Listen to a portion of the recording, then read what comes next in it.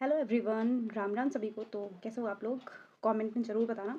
तो आज का वीडियो अपना होने वाला है आर ओ ज़ीरो से तैयारी कैसे करनी है। मतलब कुछ लोग ऐसे हैं जिन्होंने अभी तक कुछ भी नहीं पढ़ा है, तो वो अभी से तैयारी कर सकते हैं या नहीं, क्योंकि अभी ऑलमोस्ट डेट बताई जा रही है कि जून में एग्ज़ाम होगा। तो अभी हमारे पास और मोटा मोटा करके 3-4 महीने का टाइम है, तो हम ज़ीरो से तैयारी कर सकते हैं अभी कि नहीं। सबसे पहला क्वेश्चन तो ये चल रहा है इस टाइम पे। और दूसरा ये चल रहा है कि यूपी पीसीएस का जो अक्टूबर में एग्ज़ाम होने वाला है प्री वाला, उसके लिए हम तैयारी अभी से कर सकते हैं कि नहीं कर सकते हैं। तो दोनों क्वेश्चंस के जवाब आपको दो वीडियो में मिलेंगे। पहले वाले में आर ओ के उसमें, और दूसरा वाला यूपी पीसीएस का। तो ज़रूर देखना वीडियो को लास्ट तक, आपके सारे क्वेश्चंस के जवाब मिल जाएंगे कि स्ट्रैटेजी कैसी होनी चाहिए, बुक लिस्ट क्या होगी, और मेंस की तैयारी के लिए अभी क्या करना होगा हम लोगों को, और किस तरीके से बुक्स का सिलेक्शन करना है, ठीक है, और तैयारी कैसे करनी है। तो शुरू करते हैं अपने वीडियो को। तो सबसे पहले हम ये शुरू करेंगे कि अपना टाइम कितना हो रहा है। देखो, अभी चल रहा है मार्च, तो मार्च अपना आधा ख़त्म हो जाएगा होली के उसमें, क्योंकि जो बाहर रहते हैं बच्चे वो अपने घर जाएंगे, वापस आएंगे, और जो नहीं जाएंगे वो अपने घर में हैं। तो होली में 1-2 दिन इधर उधर आपका होगा, ठीक है, लोग आते जाते रहते हैं, तो पढ़ाई इधर उधर हो जाती है। तो मार्च है अपना, अप्रैल, मई और जून में हो सकता है कि पेपर हो। अभी देखो डेट नहीं आई है कन्फर्म, लेकिन हम वही डेट मान के तैयारी करेंगे अपनी। तो सबसे पहले तो ये कि ज़ीरो से तैयारी करने में, देखो ये पेपर कोई छोटा पेपर नहीं है कि वनडे एग्ज़ाम है और कहानी ख़त्म, ऐसा नहीं है। और मैथ्स, रीजनिंग और हिंदी, इनमें ऐसा होता है कि हाँ, आपका सिलेबस आप ख़त्म कर सकते हो, कि उसके बाद में उस तरीके के क्वेश्चंस नहीं आएंगे। जैसे मैथ में आपने कुछ टाइप्स पढ़ लिया, उसके अलावा आपको क्वेश्चन नहीं देखने हैं, ठीक है, ऐसा होता है। लेकिन इसमें ऐसा नहीं होता है। जीके का, जीएस का जो सिलेबस है अपना, इतना वास्ट है कि वो ख़त्म नहीं होगा। आप मतलब ये सोचो कि आपने कॉन्सेप्ट क्लियर कर लिया तो वो तो क्लियर है आपका, लेकिन फैक्ट्स कभी ख़त्म नहीं होते हैं। तो अगर आपका बेस क्लियर है, मतलब आपको जैसे हिस्ट्री है, तो आपको स्टोरी पता है कि हाँ, आपने स्टार्ट करा था कि हाँ, हिस्ट्री ऐसे शुरू हुई थी, फिर मध्यकाल आया था, फिर उसके बाद में मॉडर्न हिस्ट्री किस तरीके से आई, ठीक है। आपको अगर स्टोरी पता है, स्टोरी लाइन मतलब कि जब मूवी आप देखते हो, ठीक है, पहले ट्रेलर आता है उसका, तो अगर आपने ट्रेलर देखा और हल्की फुल्की स्टोरी लाइन आपने कहीं देख ली है, ठीक है, जैसे एक वीडियो से पढ़ा है या एक बुक पढ़ा है, आप कभी पहले पढ़ चुके हो, तो आपके लिए ठीक है। ठीक, आप अभी से तैयारी कर सकते हो। जैसे पॉलिटी में कुछ चीज़ें आपने पढ़ी हैं पहले, जैसे आपने अपने स्कूल टाइम पे चीज़ों को पढ़ा, या आप आर्ट से ही पढ़े हो, या आपने ग्रेजुएशन उसी उससे करा, तो आप आराम से तैयारी कर सकते हो।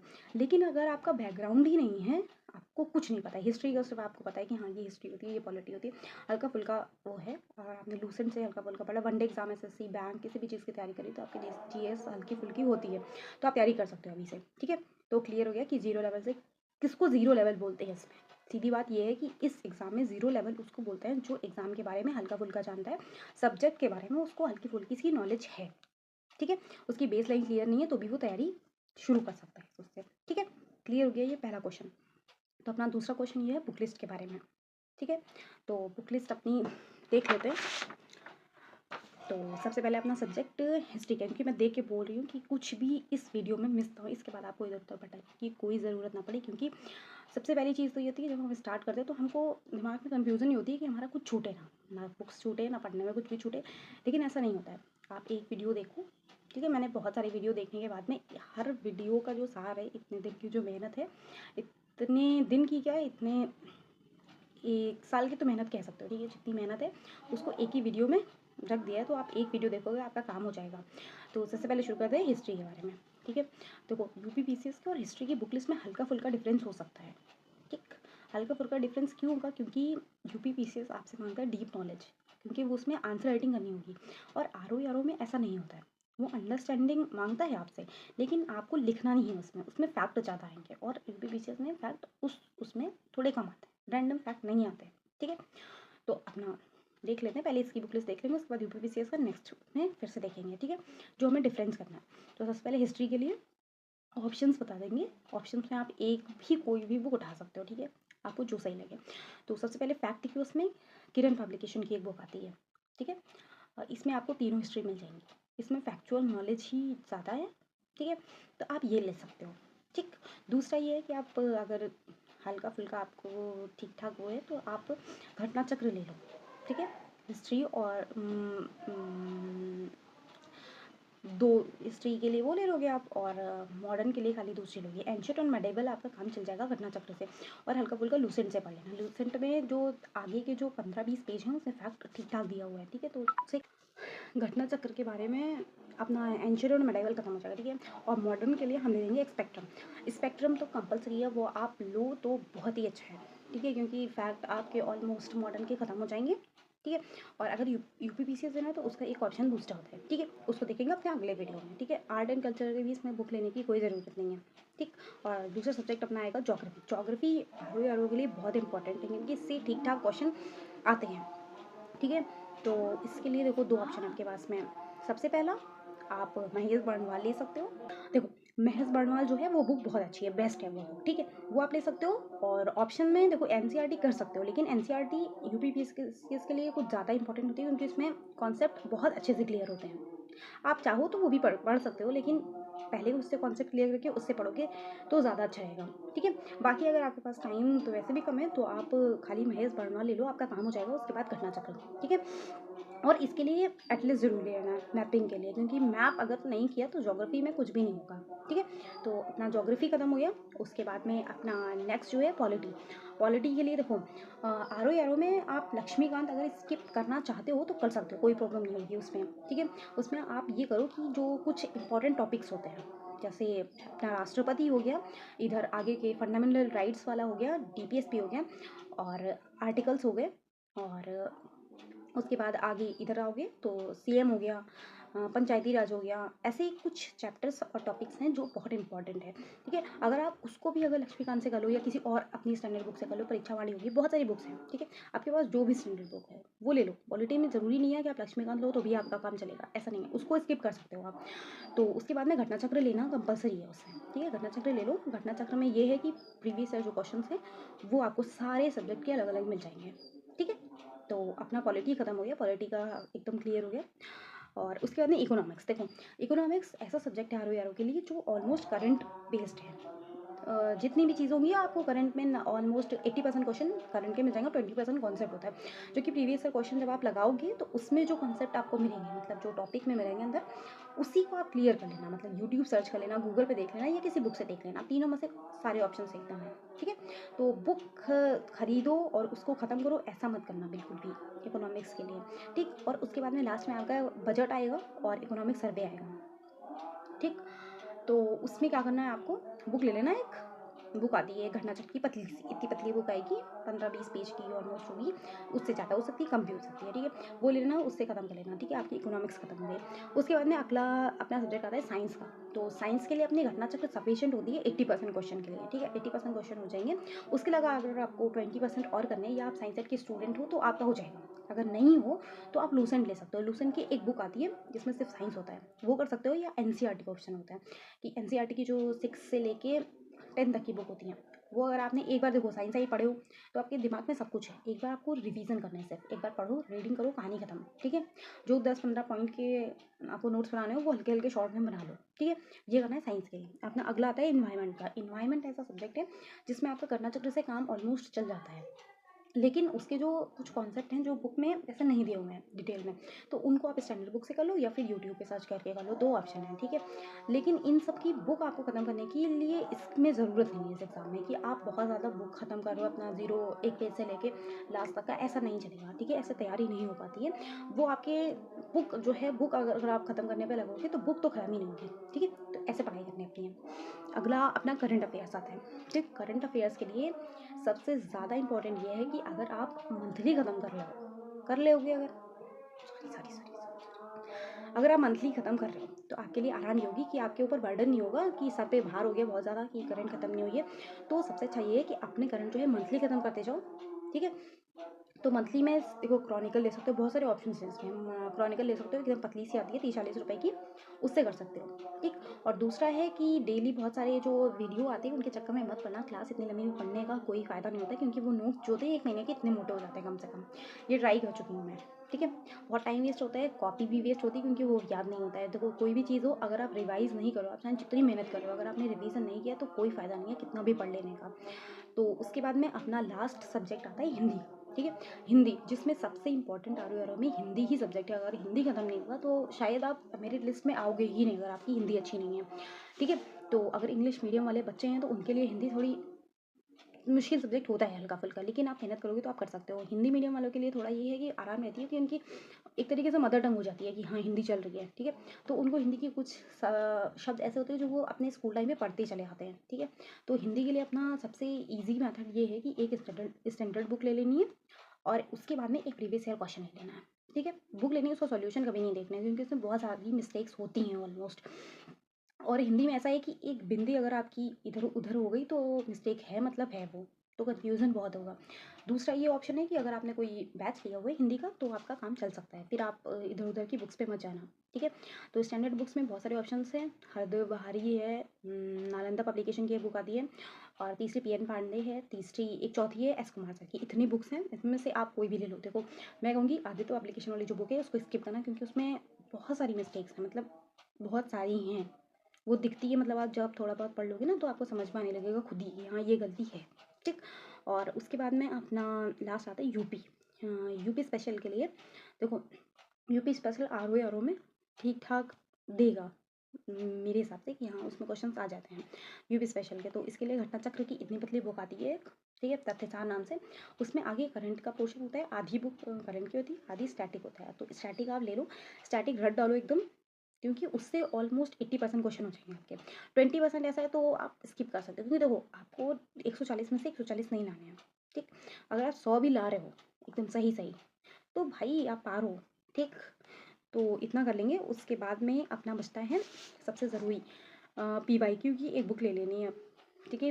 वो बुक सबसे ज़्यादा ज़रूरी अगर कुछ है इसमें तो PYQ है, अपनी घटना चक्र है, और उसके बाद में लूसेंट और रिवीज। सिर्फ 4 पिलर्स हैं। देखो सबसे पहला क्या है, PYQ। दूसरा क्या है, घटना चक्र और लूसेंट। तीसरा क्या है, अपना स्टैंडर्ड बुक का वो, और चौथा है रिवीजन। अगर आपने इतनी चीज़ें कर ली हैं, ठीक है, 2 महीने में आप इतनी चीज़ें खत्म करो, और उसके बाद में लास्ट जो महीना वो बचेगा उसमें अपना करना है सिर्फ टेस्ट। टेस्ट देने तो वो टेस्ट कहीं भी दो, मतलब देखो फ्री मिलते हैं वो दे सकते हो, ऑफलाइन जाके दे सकते हो, ज्वाइन कर सकते हो कहीं पे। उसके बाद में चौथा ये है कि यूट्यूब पे बहुत सारी आपको टेस्ट सीरीज गूगल पे मिल जाएंगी, तो ये कर सकते हो। देखो फ्री में सोर्सेज बहुत ज़्यादा हैं। और एक ये गलती बिल्कुल भी मत करना कि सोर्सेज के पीछे भागना। सबसे बड़ी चीज़ ये होती है कि यूट्यूब पे PDF इकट्ठी करके रखना। कुछ गलतियाँ ऐसी होती हैं जो ऑलमोस्ट सारे बच्चे करते हैं। PDF इकट्ठी नहीं करनी है, क्लासेस इकट्ठी नहीं करनी है, टीचर पे वो नहीं करना है कि हाँ एक टीचर पे अंधा विश्वास नहीं करना है कि हाँ ये मतलब बता रहा है तो वो एकदम सही होगा, ऐसा बिल्कुल भी मत करना। अपने आप से चीज़ों को एनालाइज करना कि हाँ हम जो कर रहे हैं वो सही है कि नहीं है, वो फ़ायदेमंद है नहीं है कि नहीं है। आप हफ्ते भर करोगे आपको पता चल जाएगा कि हाँ ये सही है कि नहीं। ठीक है।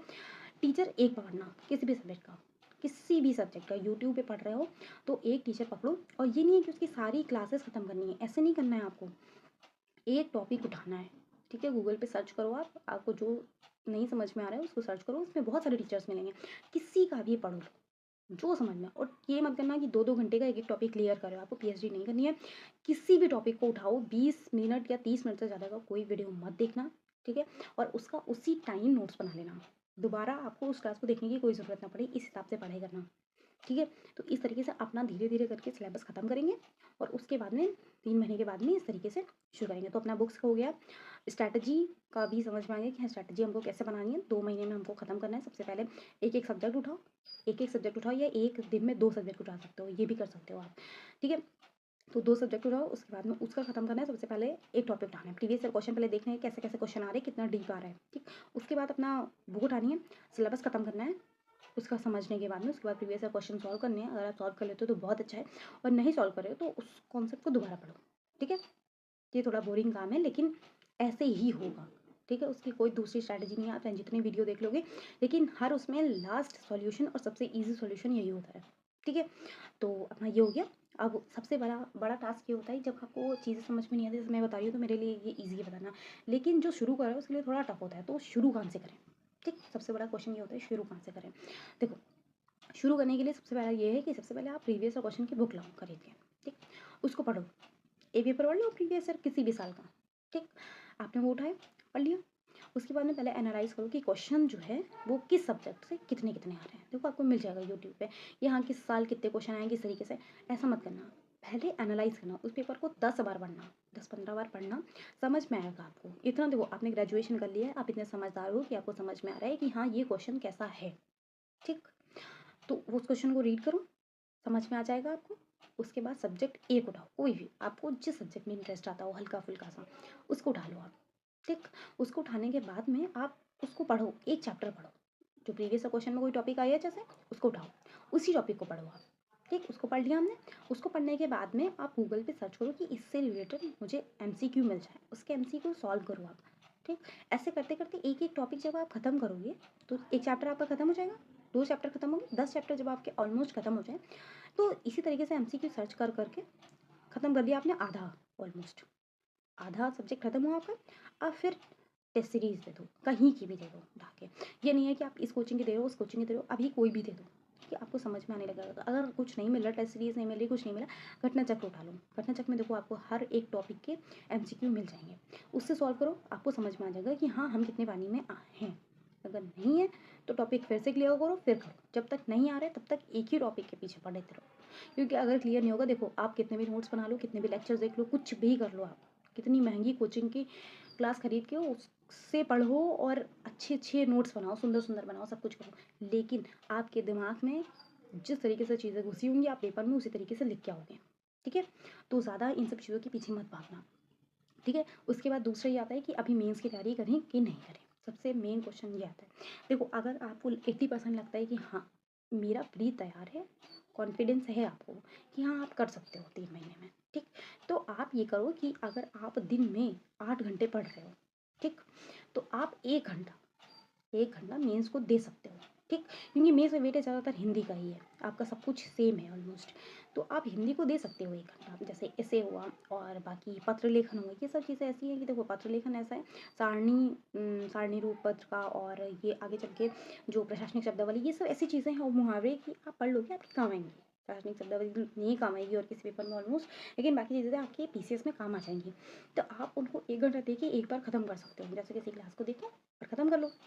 उसके बाद आपका ये होगा मेंस में आपको आराम हो जाएगी, ठीक? सिर्फ इतना कर सकते हो, लेकिन अगर आप 8 घंटे प्री पढ़ रहे हो उसके बाद ही 1 घंटा दे सकते हो। अगर आप ऐसा नहीं कर रहे हो, आपने कम से कम 8 घंटे की भी पढ़ाई नहीं करी है रेगुलर।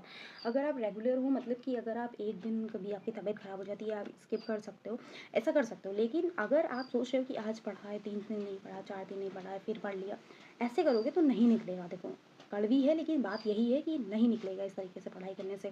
तो मन लगा कि इसी तरीके से पढ़ाई करो। देखो ये लास्ट स्ट्रैटेजी है, इसके अलावा कोई स्ट्रैटेजी नहीं होती है, सीधा यही होता है, प्रीवियस ईयर क्वेश्चन उठाओ, कॉन्सेप्ट क्लियर करो और फिर उसके टेस्ट लगाओ। बस 3 चीज़ होती है और उसी को बार बार रिवाइज करते हो जो चीज़ें आपको नहीं आती। इसके अलावा चौथा कोई भी तरीका नहीं है एग्ज़ाम पास करने का। तो अगर आपको समझ में आई हो वीडियो में, बिल्कुल भी 1% का भी अगर आपको लाभ हुआ हो, तो प्लीज़ वीडियो को लाइक करना, शेयर करना और सब्सक्राइब करना।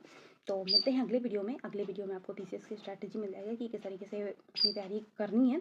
तो उसके बाद में अपना देखेंगे कि किस तरीके से सीक्वेंस वाइज सब्जेक्ट को प्रायोरिटी कर दे सकते हैं। उसके बाद में अपनी बहुत सारी वीडियो आएंगी कि पढ़ाई कैसे करनी है। किसी किसी का ये होता है कि भाई मन नहीं लग रहा है, किस तरीके से पढ़ाई करें, तो अगला वीडियो उसका भी होगा, तो उसको भी ज़रूर देखना। तब तक के लिए बाय बाय।